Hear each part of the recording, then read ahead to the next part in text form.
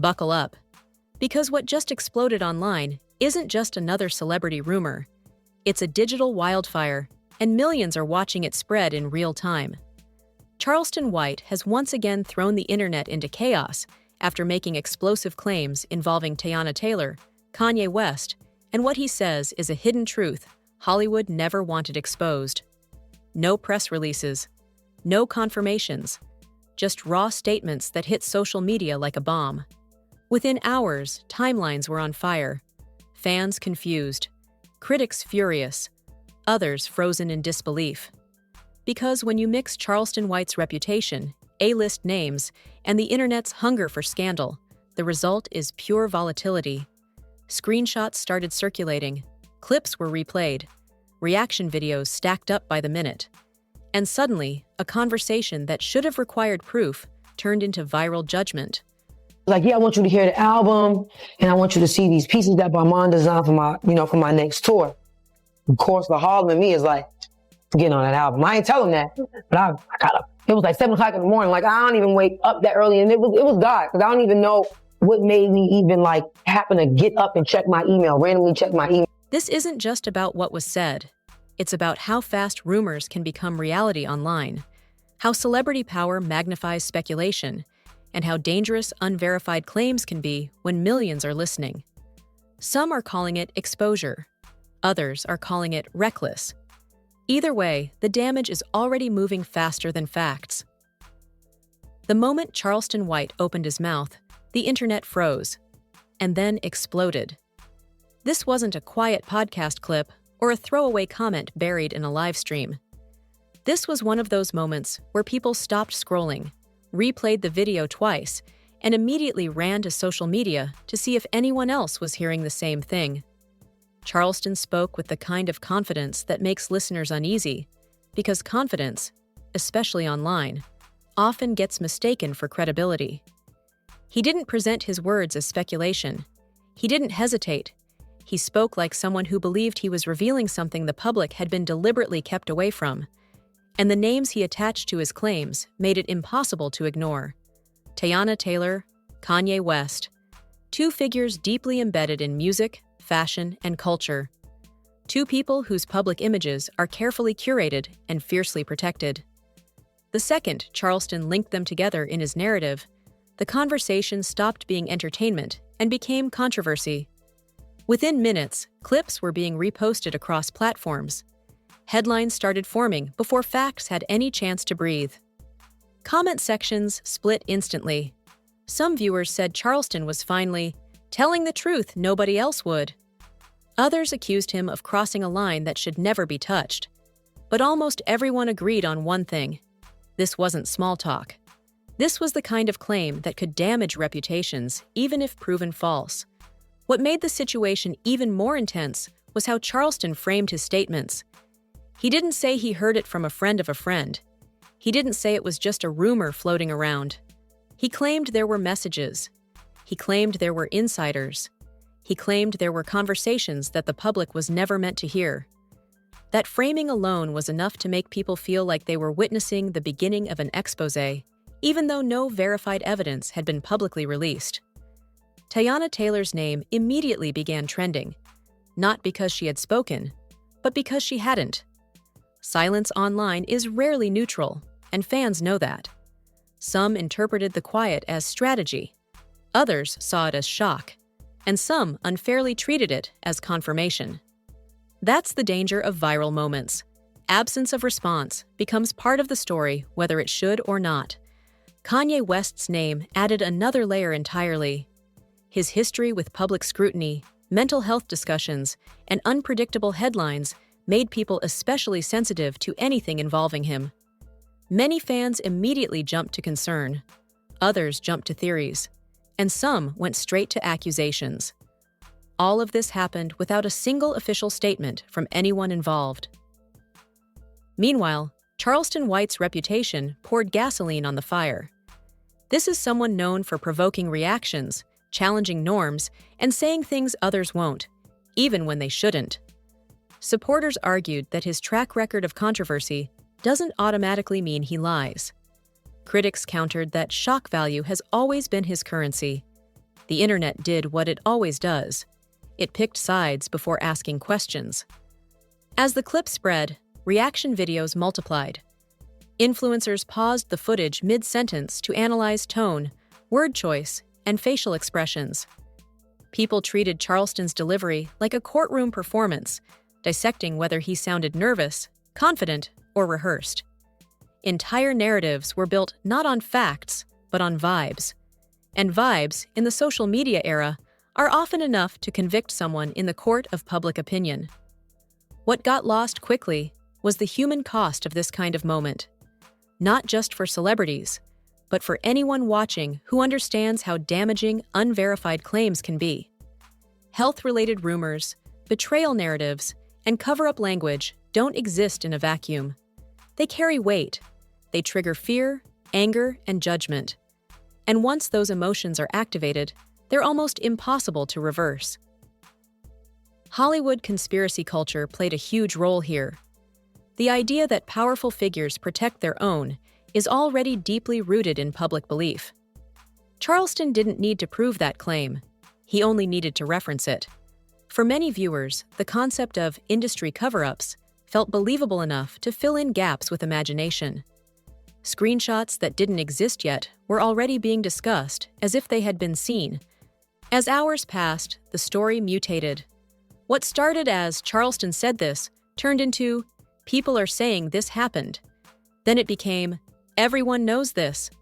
That transformation is how misinformation grows legs. No confirmation required, just repetition. Still, no official responses came. No statements, no denials, no clarifications. Just silence and noise existing at the same time. Fans refreshed feeds nonstop. Blogs teased updates they didn't have. Commentators warned people to wait for facts, while simultaneously speculating for views. And at the center of it all sat one uncomfortable truth. In the internet age, the accusation often does the damage long before the truth ever arrives. Even if everything were disproven tomorrow, the emotional stain would linger. People would remember the headline, not the correction. Charleston White, for his part, didn't retreat. He leaned into the attention. He framed himself as someone brave enough to speak, while others stayed quiet. That posture resonated with some audiences and repelled others. But it guaranteed one thing: the story wasn't going away. This wasn't just a viral clip anymore. It was a case study in how quickly narratives spiral when fame, fear, and speculation collide. And as the night went on, one thing became clear. This wasn't about proof yet. It was about perception. And perception, once shaped, is almost impossible to undo. And that's where part one ends. Right at the moment where the internet has decided this story matters, even though no one knows what's actually true. Because once attention locks in, the fallout is inevitable. By the time the second wave hit, the conversation had already changed. This was no longer just about what Charleston White said. It was about what the internet decided it meant. Overnight, speculation hardened into belief for some people, while others doubled down on skepticism. The gap between those two sides grew wider by the hour, and social media became a battlefield of certainty versus caution. What fueled the fire wasn't new information. It was repetition. Clips were reposted without context. Headlines shortened nuance into shock. Phrases like "allegedly" vanished from captions, replaced by certainty. That's how digital narratives evolve, not through evidence, but through momentum. And this story had momentum. Charleston White continued to speak publicly, framing himself as someone pushing back against an industry that, in his words, controls narratives and silences uncomfortable conversations. He didn't release documents. He didn't publish verifiable proof. But he spoke with authority, and for many viewers, authority sounded like truth. Especially when paired with long-standing distrust of Hollywood. The idea of powerful figures protecting reputations resonated deeply with audiences. People pointed to past scandals, past cover-ups, past moments where the public learned the truth years later and asked, "What else don't we know?" In that climate, Charleston's claims didn't need confirmation to feel believable. They just needed alignment with existing suspicion. Teyana Taylor's online presence became a focal point. Every old interview, every lyric, every public appearance was suddenly reinterpreted.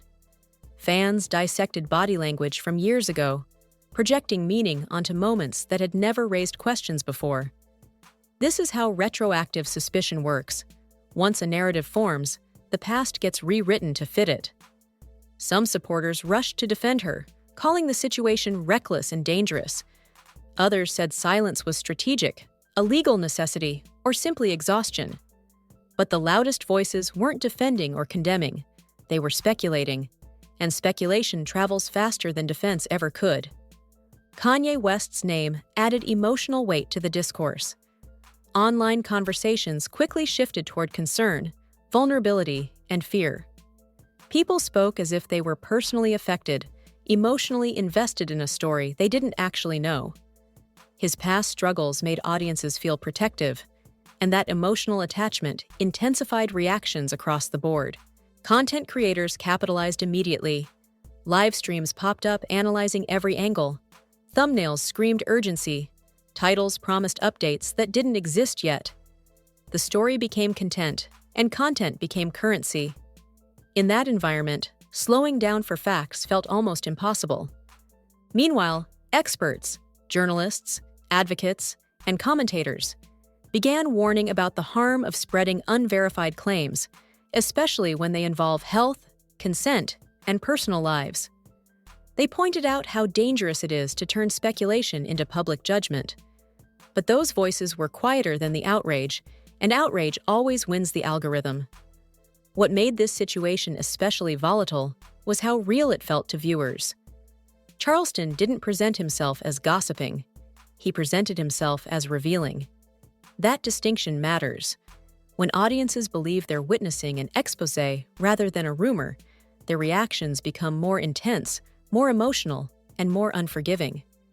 At the same time, the lack of official responses created a vacuum, and vacuums get filled. Every hour without clarification added fuel. People assumed lawyers were involved. Others assumed silence meant guilt. Very few considered that silence might simply mean refusal to engage with chaos. Hollywood's history didn't help. The industry has earned its reputation for secrecy, image management, and damage control.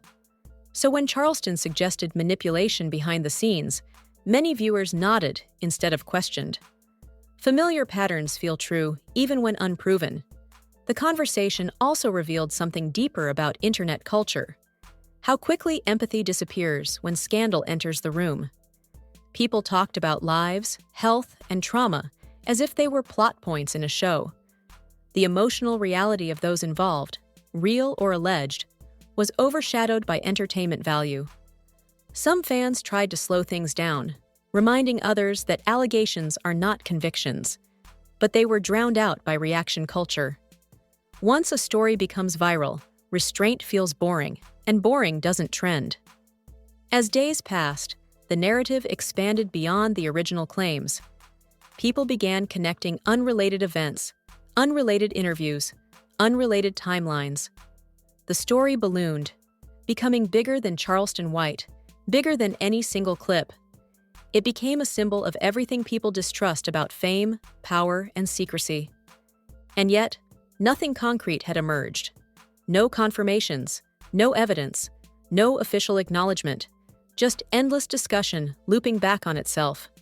This is the dangerous middle phase of viral controversy, the point where the story feels established even though it isn't, where assumptions feel like facts, where correction, if it ever comes, will feel too late. Charleston White remained central to the narrative, but the internet had already taken control. The story no longer belonged to its source. It belonged to the crowd. And the crowd was hungry, because once people believe they're witnessing a hidden truth, they don't ask whether it's real. They ask what else hasn't been exposed yet. By the time the story reached this stage, it wasn't even about Charleston White anymore. It had evolved into something much bigger, an online phenomenon powered by belief, emotion, and the fear that the public might be missing a hidden truth. This is the phase where stories stop being questioned and start being felt. And once something is felt deeply enough, it becomes resistant to correction. The internet began treating the narrative as an unfolding drama rather than an unverified claim. People spoke as if outcomes were inevitable. Careers were already being discussed in past tense. Relationships were already being framed as damaged. The idea that the story could collapse under scrutiny barely entered the conversation. Momentum had replaced logic. What stood out most was how quickly responsibility disappeared. Very few people asked who benefits from spreading a story like this. Even fewer asked who gets hurt if it's wrong. The algorithm doesn't reward those questions. It rewards engagement. And this situation had engagement in excess. Charleston White's role became almost symbolic. To supporters, he was the outsider, saying what others wouldn't. To critics, he was proof of how reckless internet personalities can be when attention is on the line. But regardless of which side people took, his name became inseparable from the controversy. He wasn't just commenting anymore. He was part of the story's identity. At the same time, the silence from those named continued. And silence, once again, was interpreted however people wanted it to be. Some insisted it meant legal action was coming. Others believed it was quiet damage control. A few argued it was the only responsible response to misinformation. But none of those interpretations were based on confirmation, just assumption. This is where public perception becomes dangerous, because perception doesn't require proof. It only requires repetition and emotional reinforcement. Every reaction video, every comment thread, every speculative post strengthened the illusion that the story was already settled. The discussion also began shifting toward morality. People weren't just debating what was true. They were debating what should have happened in a hypothetical scenario. That shift matters because it turns an unverified claim into a moral trial. And once morality enters the room, nuance leaves. Hollywood as an institution became the invisible villain. Long-standing resentment toward celebrity privilege made it easy for people to believe in shadowy protection and coordinated silence. Past industry scandals were dragged into the conversation as supporting evidence, even though they had no direct connection. The logic was simple. If it happened before, it could happen again. Meanwhile, the real-world impact of this kind of discourse went mostly unspoken. Health-related rumors, especially when weaponized, don't just affect celebrities. They reinforce stigma. They spread fear. They normalize the idea that deeply personal matters are acceptable tools for public judgment. That damage doesn't disappear when a trend fades. Some viewers began stepping back, questioning how comfortable they felt consuming the story. Others leaned in harder, arguing that discomfort was proof that something important was being exposed. That split revealed a harsh truth about online culture. People often confuse emotional intensity with truthfulness. As days passed, no new verified information surfaced, but the story felt more real than ever. That's the paradox of viral controversy. The longer it circulates, the more legitimate it feels, even when nothing has changed. Charleston White continued to hint that more was coming. Hints are powerful. They keep audiences hooked without requiring accountability. Wait and see became a rallying cry, and waiting kept the narrative alive. At this stage, reputations were already being reshaped in the public imagination. Not by evidence, but by association. Once someone's name becomes attached to a scandal, detachment is nearly impossible. Even denial, if it comes, often feels weaker than accusation. This moment exposed something uncomfortable about the audience itself. Millions claimed to care about truth, but far fewer were willing to pause for it. Speed mattered more than accuracy. Reaction mattered more than responsibility. The story also revealed how easily concern turns into entitlement. People spoke as if they deserved answers to private matters simply because the figures involved were famous. Fame blurred the line between public interest and personal boundaries. And yet, beneath all the noise, one reality remained unchanged. No official confirmation had been made. No verified documents released. No statements validating the claims. just a massive digital echo chamber amplifying itself. This is where the fallout truly begins, not in courtrooms or press releases, but in memory. Long after the story stops trending, people will remember fragments, headlines without context, accusations without resolution, and those fragments will shape opinions quietly, permanently. Whether the claims eventually dissolve or escalate, the damage of speculation has already occurred. Trust erodes faster than it rebuilds, and public narratives, once formed, rarely disappear completely. This moment isn't just about one controversy. It's about how easily stories escape control once released into the internet, how quickly seriousness gets replaced by spectacle, and how dangerous it is when the line between questioning power and exploiting rumor becomes invisible. By now, the story has reached the point of no return. Not because it's proven, but because it's believed by enough people to matter. And that's the real takeaway. In the digital age, belief is often more powerful than truth. And once belief takes hold, the consequences don't wait for confirmation. This wasn't just a viral moment. It was a warning about influence, responsibility, and the cost of treating allegations like entertainment. And as the noise slowly begins to fade, one question lingers heavier than all the rest. When the truth finally arrives, whatever it may be, will anyone still be listening? Before you scroll away, pause for a second. Because stories like this don't just disappear, they evolve. What you just heard isn't the end of the conversation. It's the moment where viewers decide whether they're going to blindly react or actually think. The internet moves fast, but truth moves slow, and the space between the two is where real damage, or real understanding, happens. If you're watching this, you're already part of the discussion. The question is how you choose to engage. Don't just repeat headlines, question them. Don't just follow outrage, follow facts. And don't let algorithms decide what you believe without evidence. This story shows how powerful narratives can become when emotion replaces verification. If you want updates, context, and breakdowns that don't just chase shock, but actually examine what's happening beneath the surface, make sure you're locked in. Subscribe, turn on notifications, and stay connected. Because when new information drops, clarity matters more than speed. Drop your thoughts in the comments, but keep it real, keep it respectful, and keep it critical. This isn't about picking sides. It's about understanding how stories are built, spread, and remembered. Because in an era where rumors travel faster than truth, the real power belongs to the people who slow down and think. Stay aware, stay questioning, and don't let noise replace reality.